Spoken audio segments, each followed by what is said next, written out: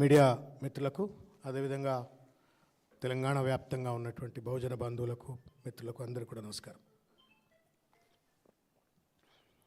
ఈరోజు ఈ రాష్ట్రంలో ఉన్నటువంటి ఒక దాదాపు 2.5 కోట్ల మంది పైచిలుకు బీసీ బిడ్డలంతా కూడా బాధపడేటువంటి ఒక దినం. గుండెలను ప్రభుత్వం గాయపరిచినటువంటి ఒక తీరుకు విస్తుపోతూ ఇవాళ తమలో తాము రోధిస్తున్నటువంటి ఒక అత్యంత దుర్మార్గమైనటువంటి ఒక దినం ఇది. 2023 ఎన్నికల సందర్భంగా కామారెడ్డి డిక్లరేషన్, బీసీ డిక్లరేషన్ అని చెప్పని పట్టుకొచ్చినప్పుడు అనేక వాగ్దానాలతో ఆ బీసీ డిక్లరేషన్ను సిద్ధరామయ్య లాంటి ఒక పెద్ద మనిషిని పట్టుకొచ్చి తదనంతరం పలుమార్లు రాహుల్ గాంధీ గారితో, ప్రియాంక గాంధీ గారితో, మల్లికార్జున ఖర్గే గారితో మాట్లాడుతూ ప్రచారం చేస్తే ఏమో రేవంత్ రెడ్డి లాంటి వ్యక్తి కూడా ఇంత పెద్ద ఎత్తున ప్రభుత్వం కాంగ్రెస్ పార్టీ వాగ్దానాలు చేస్తూ ఉంది కదా, అమలు చేయకపోతుందా అని చెప్పని నమ్మకంతో ఎదురు చూసినటువంటి ఒక మాలాంటి అనేక మంది, కోటాను కోట్ల మంది బీసీల నోళ్లలో ఇవాళ కాంగ్రెస్ ప్రభుత్వం, రేవంత్ రెడ్డి గారి ప్రభుత్వం మన్నుగొట్టినటువంటి ఒక దుర్మార్గమైనటువంటి ఒక దినం ఇది. ఎందుకు ఈ మాట చెప్పాల్సి వస్తుందంటే, any GO or any public policy that a government gets in or introduces should have constitutional sanctity. రాజ్యాంగపరమైనటువంటి ఒక నిబద్ధత ఉంటేనే ఆ చట్టానికి కానీ ఆ విధి విధానానికి కానీ నిలకడ ఉంటుంది, అది జ్యుడిషియల్ స్క్రూటనీలో నిలబడుతుంది, ప్రొటెక్షన్ ఉంటుంది, భద్రత ఉంటుంది. అవేవీ లేకుండా అదేదో అనుముల రాజ్యాంగం తెలంగాణలో అమలవుతుందన్నట్టుగా, అంబేద్కర్ రాజ్యాంగం నాకు పట్టదు అన్నట్టుగా ఇవాళ ఈ ప్రభుత్వం వ్యవహరించినటువంటి ఒక తీరు అత్యంత దుర్మార్గమైనటువంటిది. వీళ్ళందరినీ యాప చెట్టు గట్టేసి బరిబత్తలు నిలబెట్టి కొట్టినా తప్పులేదు. ఎందుకు చెప్తున్న మాట అంటే, 70 ఏళ్లుగా అణిచివేతకు గురైనటువంటి ఒక వెనుకబడ్డ కులాలు ఇవి. ఉత్పత్తిలో, ప్రగతిలో భాగస్వామ్యమైనటువంటి ఒక కులాలు ఇవి.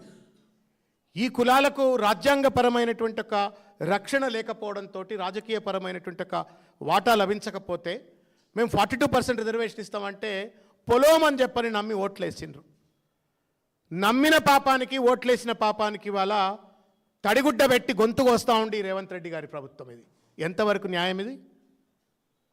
అధికారంలో రాకముందు మాట్లాడండి చాలాసార్లు, ఒక సామాజిక వర్గమే ఆధిపత్యం నెలకొల్పాలా, అన్ని రాజకీయ పార్టీల్లో ఆ సామాజిక వర్గమే రాజకీయాలు చేయాలా అని చెప్పనంటే, సరే పిసిసి అధ్యక్షుడిగా అన్నాడు కదా, ముఖ్యమంత్రి అయిన తర్వాత రాజ్యాంగం మీద ప్రమాణం చేసిండు, రాజ్యాంగ నిబద్ధతతో పరిపాలిస్తాడేమో, రాజ్యాంగాన్ని అమలు చేస్తాడేమో అనుకుంటే కుక్కతో ఒక గుండ్రాయి కట్టిన చక్కగా కాదన్నట్టుగా ఇచ్చినట్టే నటించిండు. మళ్ళా చట్టపరమైన చిక్కులు వచ్చేటువంటి ఒక వెసులుబాటు కల్పించిండు ఈ రేవంత్ రెడ్డి గారి యొక్క ప్రభుత్వం, క్యాబినెట్ మంత్రులంతా. సిగ్గు ఏం ముఖం పెట్టుకొని పోయినరో నాకైతే అర్థం కావట్లేదు. ఇంతకుముందు పెద్దలు చెప్పినట్టుగా ఏం బెదిరీనికి పోయినరా కోర్టుకి? ఏమన్నా మీరు పొన్నం ప్రభాకర్ గారు, వాకిటి శ్రీహరి గారు, జూపల్లి కృష్ణారావు గారు, ఇంకెవరో పోయి మా అక్క ఆది శ్రీనివాస్ గారు, బట్టి గారు, ఏందండి ఏమన్నా పరేడ్ చేసినరా ఏంది జడ్జి ముందు? పైల్వాన్లు పోయినట్టు కోర్టులో ఏమన్నా did you go to intimidate the court? ఇదేమన్నా పైల్వాన్ల రెజ్లింగ్? ఇదేమన్నా బల ప్రదర్శన? ఇదేమన్నా రాజ్యాంగపరమైన బలం చూపెట్టు నీ చట్టంలో. అధ్యపం అంటే మేము పైల్వాన్లం పోయినట్టు పోతాం, మొత్తం సీజే ఎదురుగా నిలబెడతాం, సీజే మమ్మల్ని చూసి భయపడతాడు, మేము ఇష్టం వచ్చిన అడమైన జీవాలు పట్టుకొచ్చిన సంతకం పెడతాడు అనుకుంటే ఇదేం మూర్ఖత్వమయ్యా? రౌడీ రాజ్యం ఇదేమన్నా? మంత్రులా మీరేమన్నా? What non sense is this? You need to have constitutional sanctity to GO9. అది నువ్వు జడ్జి ముందు ప్రూవ్ చేయి. పొన్నం ప్రభాకర్ ప్రూవ్ చేస్తాడా? వాకిటి శ్రీహరి ప్రూవ్ చేస్తుందా? కొండ సురేఖ ప్రూవ్ చేస్తుందా? బట్టి గారు ప్రూవ్ చేస్తుంది పోయిందా? దీనికి పోయింది మీరు. పోయిన వాళ్ళు ఏం సాధించుకొచ్చిండ్రు చెప్పురి. పోయిండ్రు, ఎలగబెట్టిండ్రు కదా, కోర్టుకు పోయిండ్రు కదా, ఎలగబెట్టిండ్రు కదా, ఏం సాధించుకొచ్చిండ్రు ఇలా? బీసీలకు చిప్ప, నోట్లో మన్ను పట్టుకొచ్చిండ్రు. సిగ్గులేదు మీకు ఇంకా? 23 to today is 25 October, close to 2 years, 24 నెలలు. 24 నెలల పాటు గుడ్డి గుర్రం పళ్ళు తోమినరా, గడ్డి బీకినరా మీరు చెప్పురి. మీరు ఒక్కసారి ఈ ఆక్రోషంతో మాట్లాడుతుంటే ఏమో ఎందుకు మాట్లాడుతున్నా అనుకుంటున్నారేమో, but I want you to register sudden facts. సర్కార్ కాదండి ఇది, సర్కసు. వాడు వెనకడోడో తుగ్లక్గాడు ఢిల్లీ టు దౌలతాబాద్ అన్నట్టే ఉంది ముచ్చటంతా. రేవంత్ రెడ్డి తుగ్లక్ కంటే హీనంగా వ్యవహరించింది ఈ వ్యవహారం పట్ల. తుగ్లక్కు రాజ్యాంగం లేదు, అంబేద్కర్ లేకుండే, రాజ్యాంగం లేకుండే, నియమ నిబంధనలు లేకుండే, వాని మనమాని జో ఉన్కే మనమాయా ఓయి ఫత్వాతా. మగర్ రాజ్యాంగం ఉంది కదా, అంబేద్కర్ రాజ్యాంగం రేవంత్ రెడ్డికి. తుగ్లక్ కంటే చిల్లరగా హీనరుగా వ్యవహరించడం ఏంటి? మీరు చూడండి సార్, ఇది మార్చి 25 నాడు, మార్చి 2025 నాడు 2 బిల్స్ పట్టుకొచ్చిండ్రు అసెంబ్లీలో. మా అన్న గంగుల కమలాకర్ అన్న అసెంబ్లీలో ఉన్నారు.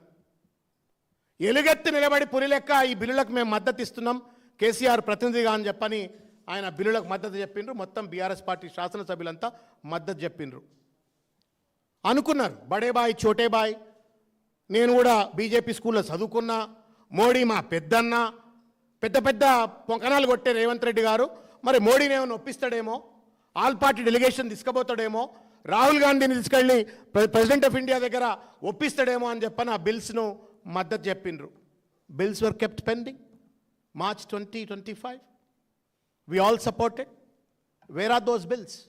అడిగినరు పత్రికా సమావేశంలో. ఆ బిల్స్ ఏమైనా అంటే వాళ్ళు ఏదో అడిగినరు, మేమేదో చెప్పి. మీ ఇద్దరు లవ్ లెటర్లా? ఇద్దరు ఏమన్నా? If some response he's come from the president of India, objections ఏమైనా వస్తే మాకు తెలియాలి కదా, మా అన్నకైతే తెలియాలి కదా, శాసనసభ్యుడికి. మద్దతు చెప్పిన ఆయనకు చెప్పలే. అది అట్లా పెండింగ్ పెట్టినరు. మార్చ్ 25 అయింది. 14th July 2025 నాడు మళ్ళీ ఆర్డినెన్స్ పట్టుకొచ్చిండ్రు.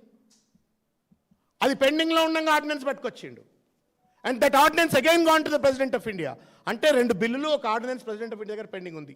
ఈ పెండింగ్లో ఉండగా ఏం డ్రామా, ఏం నాటకం, ఎంత చిల్లరాట అంటే చిన్న పిల్లలు కూడా ఆడరండి ఇట్లా.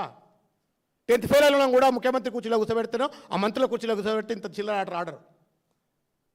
కామన్ సెన్స్ ఉన్నాడు కూడా ఎవడు చేయడు. ఉన్నత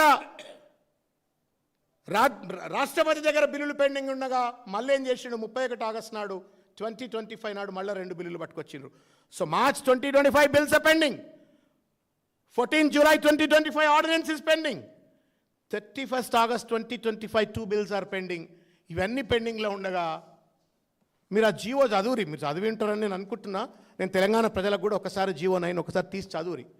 no damn reference of all these bills. ఈ ఆర్డినెన్స్ కానీ బిల్స్ కానీ రెఫరెన్స్ లేకుండా జీవో 9 పట్టుకొచ్చినావు. మరి జీవో 9 పట్టుకురాల్సిన తెలివి ఉన్నాడు అయితే ఈ బిల్స్ ఏంది? ఒక చిల్లర డ్రామా, భ్రాంతి గురి చేసేటువంటి. బీసీలు అంటే వెనకబడ్డోళ్ళం కానీ మెదడుదక్కోళ్ళం కాం కదా. వెనుకబడ్డం, ఆర్థికంగా వెనుకబడ్డం, సామాజికంగా వెనుకబడ్డం, రాజకీయంగా వెనుకబడ్డం, కానీ విఘ్నతలో వెనుకబడ్డోళ్ళం కాం కదా. Basic constitutional sensitivity and common sense ఉండోళ్ళమే కదా. బుద్ధి లేదు బీసీ మంత్రులకు కూడా, అందులో ఉన్న వాళ్ళకు, శాసనసభ్యులకు కూడా. He's playing a dirty drama. ఒక డర్టీ అగ్రకుల ఆధిపత్యంతో, అహంకారంతో ఒక డ్రామా ఆడుతుంటే ఆ డ్రామాకు పూలాభిషేకాలు, పాలాభిషేకాలు, పూలాభిషేకాలు, పాలాభిషేకాలు. ఇప్పుడు వేసుకోరు పూలాభిషేకాలు, పాలాభిషేకాలు. సిగ్గులేదు. ఏం తమాషా అండి ఇది? రాజ్యాంగం అండి ఇది. ఆ కుర్చీ మీద కూర్చున్నాడు చిల్లర ఆకురౌడీ లెక్క వ్యవహరిస్తారా? It's a constitutional position. Every damn action, every word in a policy has to have constitutional protection, sanctity. ఇది తమాషా. నేను అడుగుతా ఉన్నా, మీరు అడగాల. తెలంగాణ సమాజం అడగండి, కాంగ్రెస్ ఎమ్మెల్యేలను, ఎంపీలను, ఈ మంత్రులను అడగండి. 200 కోట్ల రూపాయలతో కదా కులక సర్వే చేసినారు. అన్నం అసెంబ్లీలో పెట్టిండ్రు అన్న రిపోర్ట్.